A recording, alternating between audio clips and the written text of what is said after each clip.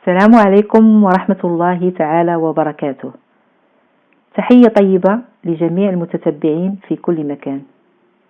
بالنسبة لهذا الشهر التاسع من الحمل، فكل شيء كيصبح جاهز أنك تستقبلي الطفل ديالك، والولادة تقدر تكون في أي لحظة، وماشي ضروري تولدي في نفس الوقت اللي حدد لك الطبيب. تقدري تولدي أسبوع قبل أو أسبوعين أو أسبوع أو أسبوعين من بعد أو أكثر، وتقدري كذلك تكملي 40 أسبوع.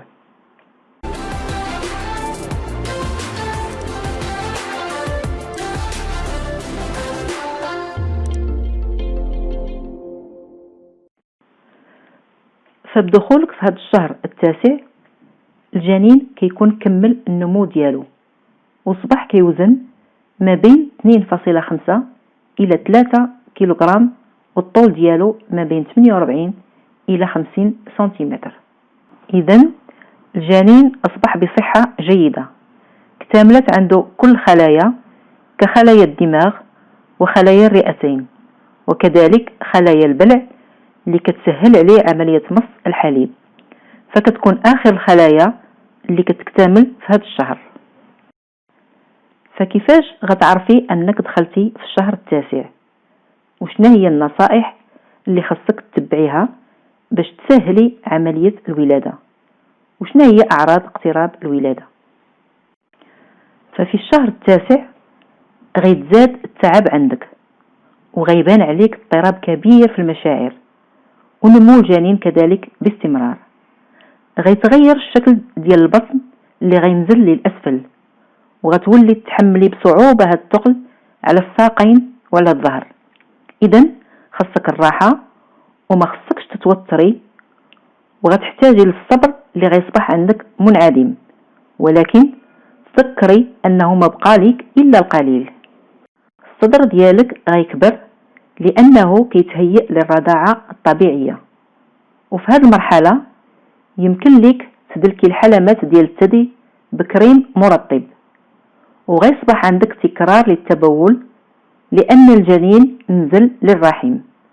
ولكن رغم هذا الإزعاج فهذا مؤشر إيجابي كيدل على أن الرأس هبط للتحت وبدا كيضغط على المثانة، وأن الولادة غتكون طبيعية.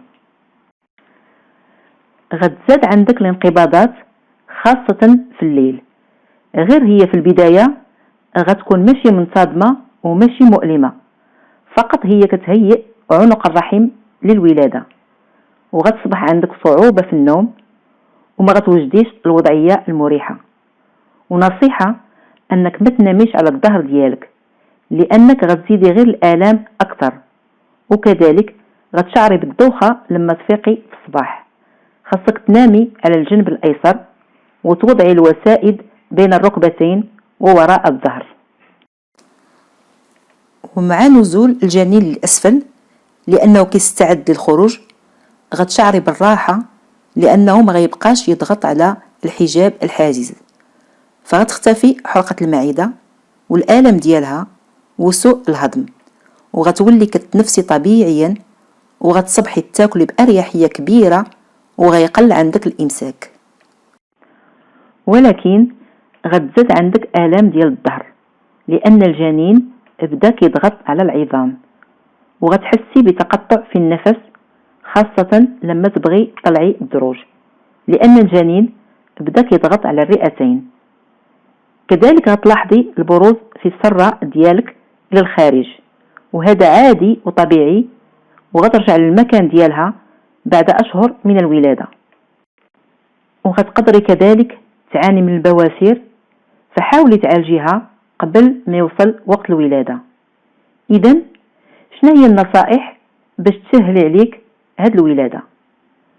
خاصك تهتمي بنفسك وبالجنين ديالك وبالصحة ديالكم الاثنين. كولي الأكل الجيد، خاصة الخضر اللي كتكون نيئة أي خضرة كالخيار والطماطم والسبانخ.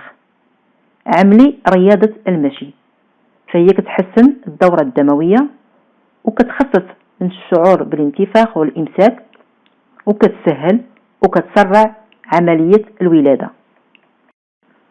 وانتي واقفة حركي الحوض ديالك مرة لليمين ومرة لليسار، فهذا غيساعدك على إنزال الجنين أكثر وغيساعدك على اتساع الحوض. راقبي حركة الجنين اللي خصها ما تقلش على 10 الحركات في اليوم، فأحيانا كتكون هذه الحركات قليلة خصوصا إلا كنت انتي كتحركي، فهو في هذا الوقت كيكون ناعس. ولكن إلا حسيتي بالحركة ديالو قليلة واخا تكوني في وضعية ديال الراحة، فحاولي تاكلي شي حاجة حلوة بحال الشوكولات ولا شربي عصير طبيعي حلو.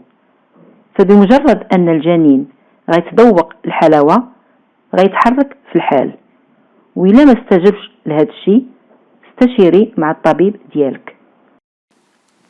شربي السوائل الساخنة بحال مغلي البابونج، فهو كيساعد على فتح عنق الرحم. خاصك تشربي كاس واحد يوميا، وشربي منقوع الزعتر واليانسون والميرامية. كذلك الأمر بالنسبة لأوراق التوت البري، فهو كيحتوي على واحد المادة اللي كتعمل على تنشيط العضلات ديال الرحم وكتقويها أثناء الولادة. كولي الأناناس أو شربيه كعصير، فهو كيحتوي على أنزيم كيتسمى البريميلين اللي كيساعد على تليين عنق الرحم. وكولي التمر والفول السوداني أي الكاوكاو كيساعدوا على تحفيز عنق الرحم وكيسرعوا الطلق. العسل الأبيض والعسل الأسود كيخفوا من آلام الولادة وكيساعدوا على تنشيط الرحم. ثم الكمون بالحليب أو القرفة بالحليب، غير ما تكثريش من القرفة فهي كتسرع الطلق ولكن تقدر تأثر على المشيمة. إذن شنو هي الأعراض اللي كتكون قبل الولادة؟ غتحسي بآلام مستمرة بأسفل ديال الظهر وكذلك بالبطن، غتكون معها تشنجات وتقلصات مؤلمة ولكن متفاوتة على فترات مختلفة. غيتزاد تحجر البطن واضطرابات في الأمعاء كالإسهال وانتفاخ كبير في الرجلين وحركة قوية للجنين. وغتشعري كذلك بواحد الطاقة والحيوية، فغتفيقي في الصباح وانت باغية ترتبي أغراض الطفل وترتبي البيت وتنظفيه، وهذه الحيوية كتكون علامة على اقتراب موعد الولادة. فحاولي ترتاحي وما ترهقيش نفسك، لأن الولادة تقدر تفاجئك في أي وقت وغتكوني محتاجة لكل القوة ديالك. وغتلاحظي خروج السدادة المخاطية، لأنه في الفترة ديال الحمل عنق الرحم كيفرز واحد المادة اللي كتكون مخاطية، فكتغلق عنق الرحم وكتحميه من التعرض للعدوى.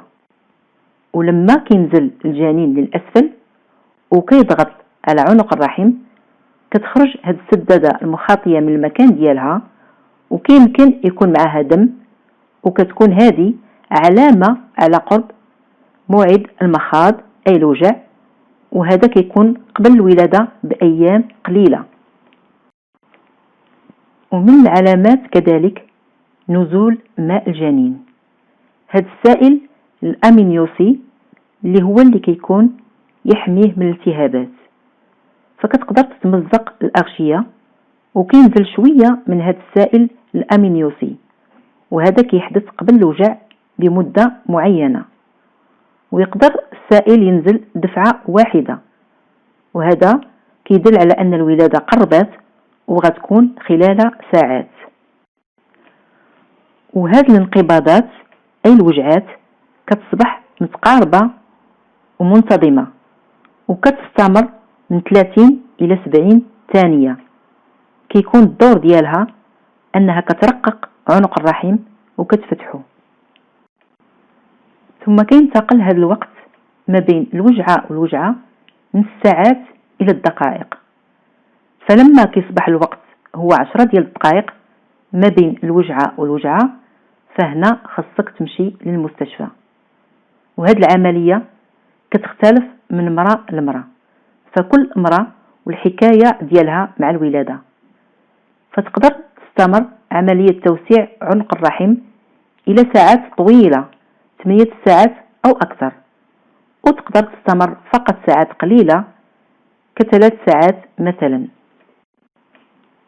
ومن بعد غتزاد هذه الانقباضات أي الوجعات اللي كتكون شديدة ومؤلمة، لدرجة أن المرأة في هذا الوقت ما كتقدرش تتمشى ولا حتى تتكلم.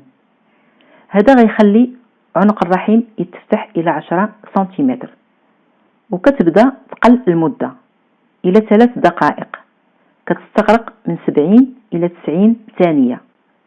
كل هذا غيسهل عملية خروج رأس الجنين والكتفين ثم الجنين ككل. كانت هذه هي الأعراض الأساسية ديال الولادة.